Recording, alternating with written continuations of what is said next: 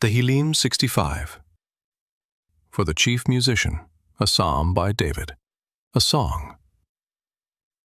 Praise waits for you, Elohim, in Sion. To you shall vows be performed. You who hear prayer, to you all men will come. Sins overwhelmed me, but you atoned for our transgressions. Blessed is one whom you choose, and cause to come near, that he may live in your courts. We will be filled with the goodness of your house, your holy temple.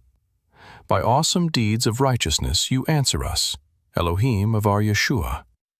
You who are the hope of all the ends of the earth, of those who are far away on the sea, who by his power forms the mountains, having armed yourself with strength, who stills the roaring of the seas, the roaring of their waves, and the turmoil of the nations. They also who dwell in faraway places are afraid at your wonders. You call the morning's dawn and the evening with songs of joy. You visit the earth and water it. You greatly enrich it.